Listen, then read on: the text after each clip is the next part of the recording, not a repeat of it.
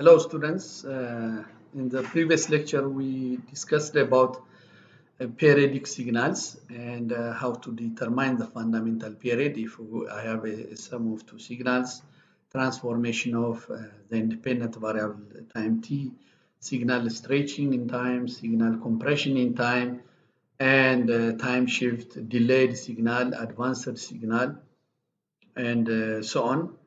And in today's lecture, we will discuss about exponential signals, sinusoidal signals, unity impulse signals, damper sinusoids, harmonic signals, and so on. Okay, so let's start. What is a complex exponential signal? A complex exponential signal can be represented. This is a general form. X of t is equal to c times e to the power of alpha t. C and A are in general complex numbers. So if C and A are complex numbers, we call this a complex exponential signal. If C and A are real numbers, the value of the signal will be real. So we have real exponential signals. For example, here I have the graph of for C real number, C greater than 0 and A greater than 0. So at t equal to 0, I have e to the power of 0. E to the power of 0 means 1. So the value of the signal will be C. So the signal at t equal to 0 will have C. And if A is positive, when t is increasing, then the value of the signal will be increasing, and we call this exponentially growing signal because its value is growing in time. Okay, for example, this can represent population growth or any other industrial process or parameter growth, exponential growth. And another one here, exponential decaying. Here, for example, this plot is exponential of 0.2 times t. A is 0.2. So C is 1 because the coefficient of e to the power of 0.2 t is 1. So the C is 1 here. That's why. So this is a plot of the curve exponential of 0.2 times t. If I have the other way, exponential of minus 0.2 t, then with time t at equal to 0, I have 1. With time t, then the exponential will be decaying. Okay, decaying, and in the limit when t goes to infinity, I have e to the power of minus infinity going to 0. So this is a decaying exponential signal. I have a growing exponential and a decaying exponential signal. And here where I have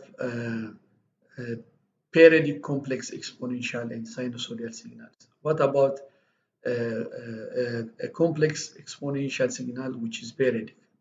This is the form of this is x of t.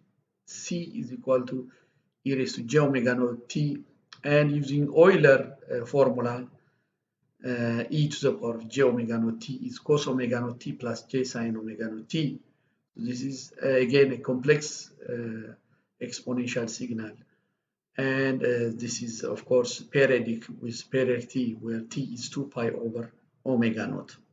Okay, and the general part, we have a real signal, cosine signal, for example, x of t cos omega naught t plus alpha plus phi. How we get this? From the exponential signal. For example, if I have a times e to the power of j omega naught t plus phi, the real part of this is a cosine of omega naught t plus phi, and the imaginary part is a sine omega naught t plus phi. These are periodic complex exponential signals. Another type of signal is harmonic signal, harmonically related signals. Harmonically related signal means if I have a certain signal which consists of more than one frequency where each frequency content is the multiple of the smallest frequency. For example, if I have a signal having cosine t plus cos 2t plus cos 3t, okay, a sum of these three, we call this harmonic signal because cosine to t, the frequency of cosine to t is 2 times the frequency of cosine of t, and the frequency of cosine 3t is 3 times the frequency of cosine of t. So this is harmonically a related signal. If I add these three, I have the three frequencies where I have the fundamental frequency, the second frequency, which is a multiple of the first, and the third frequency, 3 times the first. So we call this harmonically related signals, where we find the signals in music, for example, in piano, or in harmonica instruments, we find harmonically related signals. So the frequency in radians, wk minus 1 is equal to pi k over t naught for k1 to 3. That means I will have the fundamental frequency, second frequency, third frequency, and so on. If I have the exponential signal, if you remember, to get the energy, I take over one period, for example, I can get from 0 to t naught integration of this, and e to the power j omega naught t. What is the absolute value of this? The absolute value of this is 1. From 0 to t, it is t naught. So in the limit when t goes to infinity, the t naught goes to infinity, the energy is infinity. Okay, when I calculate the energy, but the power is when I divide by t naught, I will have 1. So this is a power signal with the energy infinite and having finite power. Okay, so this is exponential signal. And another type of signals is damped sinusoid signals and growing exponential signal and decaying sinusoid signals.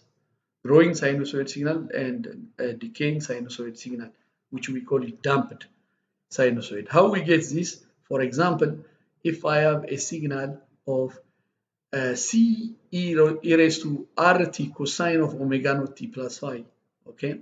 I have a cosine part here. This is a cosine part, which is AC, okay, sinusoid, and I multiply by exponential part, okay? If R is positive, exponential growing. So what will be the form? The form will be a growing sinusoid signal. If you see here, it's a sinusoid. Why? Because it has cosine part, for example, or it can be sine part also. But it is growing. The envelope, the amplitude is growing, and it's following e to the power of rt. E to the power of rt. If I connect the maximum points, I will get this exponential curve, which is e to the power of rt. And we call this growing sinusoid signal if R is positive. If R is negative, because the exponential is decaying, okay, it's decaying, it is a sinusoid, but a decaying sinusoid signal. We call this damped sinusoid signal. Damped sinusoid signal. Where we find this? We find this in circuits such as RLC circuits, a circuit consisting of resistor, inductor, capacitor. In mechanical systems, for example, in automotive suspension systems, okay, like spring systems, having a spring system, automotive suspension system with a spring, and having a force, a restoring force, which has both damping and restoring forces. So we find this in circuits, in electric circuits, in mechanical systems, and other systems. And for discrete, it is similar. The only change is the time t will change to n. Okay, I will have the same form, but instead of t, I will have n. I will have n. Another property of for discrete time signal, if I have e to the power of j omega naught n, this one is periodic with period n, capital N, where capital N is 2 pi m over omega naught. So to find the fundamental period, what we should do, we have 2 pi m and we divide by omega naught. The smallest one, when m is equal to 1, it will be 2 pi over omega naught. N will be the fundamental period. Why 2 pi m? Because if I have here, if omega naught will become omega naught plus 2 pi, then this will be e to the power of j omega naught plus 2 pi times n. I have e to the power of j 2 pi n, e to the power of j omega naught n. The e to the power of j 2 pi n using Euler identity, this will be cosine 2 pi n plus j sine 2 pi n, which is equal to 1. Okay, the cosine part is 1, the sine part is 0, so it is 1. That's all. Okay, so that's all about complex exponential signals, harmonic signals, damped sinusoid signals, and growing sinusoid signals. Let's see in the lecture note part also similar. This is exponential signal. For example, e to the power of 2t is a growing exponential signal. E to the power of minus 2t is a decaying exponential signal. Another thing which is very important is polar and rectangular representation. Okay, what's polar and rectangular representation? If I have any complex number z, this can be represented as x plus jy. X is called the real part of z, and y is the imaginary part of z, and j is the square root of -1. This form of representation is called rectangular form of representation.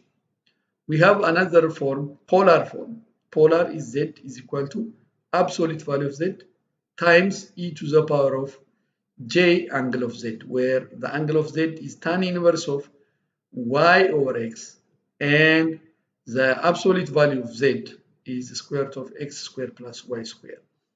This form is called polar form, which means a complex number, if I have any complex number, I can represent the same number using the rectangular form, using real part and imaginary part like this, and using polar form with its absolute value, amplitude, and angle, e to the power of j angle of z.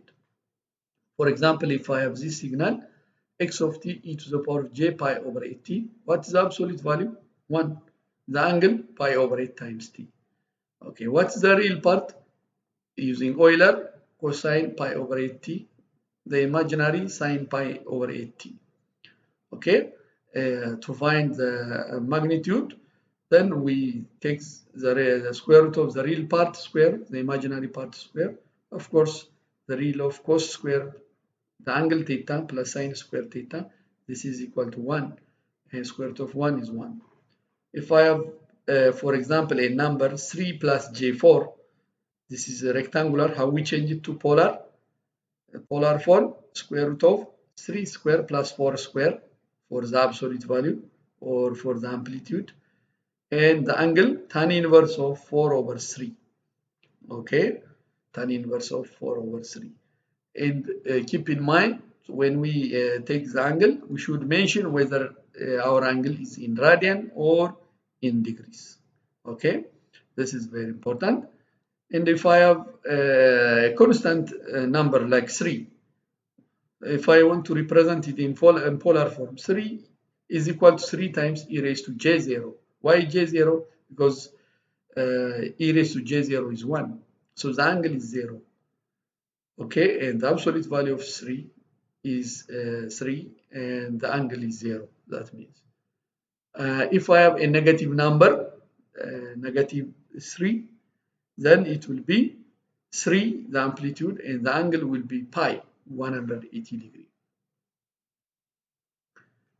Again, this is about harmonic signal. I already described this is another example for harmonic signal. For example, I have here x of t 2 sine 100 pi t plus 3 sine 200 pi t plus 4 sine 300 pi t. If you see the fundamental frequency, the smallest frequency is 50 hertz for this one. The next frequency is 100 hertz. The next frequency is 150 hertz. So we call the first one, the first harmonic 50 hertz, the second harmonic 100 hertz, the third harmonic 150 hertz. Okay, the amplitude for the first harmonic is 2, for the second harmonic is 3, and for the third harmonic is 4. And if we plot this, we'll find some interesting shape for the signal. You can plot it in MATLAB if you like, between a certain time interval. And again here, damper sinusoid, this is the general form, is equal to C times e to the power of RT sine omega naught t, e to the power of RT, if R greater than 0, growing exponential. And when you multiply by a sinusoid, you will get growing sinusoid signal. And if R is less than 0, we get a decaying exponential signal. That is. Okay, the next one is unit impulse and unit step signals. What is a unit impulse signal and what is a unit step signal? Okay, a unit impulse signal is represented by this. The symbol is like this, Dirac T. We call this Dirac function, or we call this Dirac delta function. So Dirac T is defined as infinity at t equal to 0. Okay, the amplitude is infinity.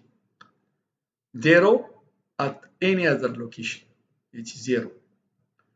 But the integration to the right of 0, to the left of 0, okay, if I take the two limits, 0 minus means to the left of 0, and 0 plus means to the right of 0. So the integration from 0 plus to 0 minus Dirac T dt is equal to 1. So when we plot it, we put 1 here. So we put an arrow here. So this is the graph of Dirac T. Dirac T as a function of t. At t equal to 0, it has an arrow here, and I have 1. This one, it doesn't mean it is the amplitude. It means it is the integration, the result of the integration. The result of the integration is 1. But the actual amplitude is infinity at t equal to 0. Now, how comes the integration result is 1? Because originally when Dirac T is defined, it is a small pulse signal which has a width of delta, okay, in time delta, like this. This is the width of delta, and its amplitude is 1 over delta. You see, this is a rectangular pulse between time 0 and delta, and amplitude 1 over delta. If we find the area under this, if we integrate this, okay, the integration of, okay, let me call this is Dirac delta t. The integration of that one is from 0 to delta, and what's the amplitude? 1 over delta dt. So the integration 1 over delta, the integration of dt is t, then from delta to 0, it will be delta. So it will cancel, and the area, which is the integration result, is 1. So the Dirac function is defined as the limit as this delta goes to 0 of this function. When delta is going to 0, what will happen? The height of this signal will increase. For example, in the limit when the delta is 0, 1 over 0 will be infinity. The amplitude will be infinity. And in time, it will be located near 0 or at 0. Okay? So it will be infinity and it will be at 0. Then that's why. So the area is 1, but the amplitude is infinity. This is a very important function. The impulse function, we call it the Dirac function, the impulse function. It is used to know the system. Okay, when we give direct T to a system, we get what we call the impulse response. The impulse response of the system. In chapter 2, we'll study this. We call it H of T. So the impulse response of the system is the model of the system. It is the characteristics of the system. So that's why we study the impulse. It's very important to define the impulse response of the system. Okay, this is the impulse function, a continuous time, of course. What about unit step function? Unit step function is equal to 1 for t greater than 0, 0 for t less than 0. How we show graphically? Graphically, it's like this. It is 0 for t less than 0. It is 1 for t greater than 0. 1, 1, 1, 1, 1.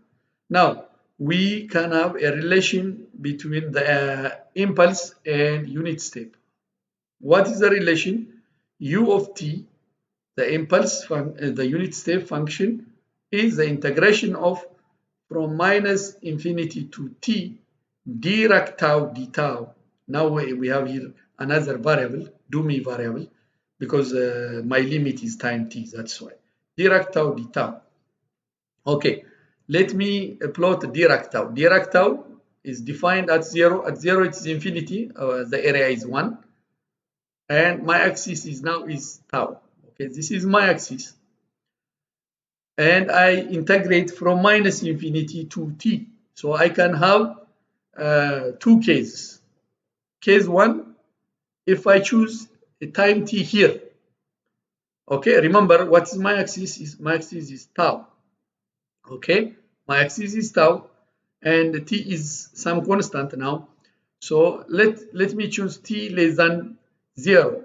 That means t is negative number. If I integrate from minus infinity until t, which is here, what is the integration of from minus infinity to t dirac tau d tau? It is 0.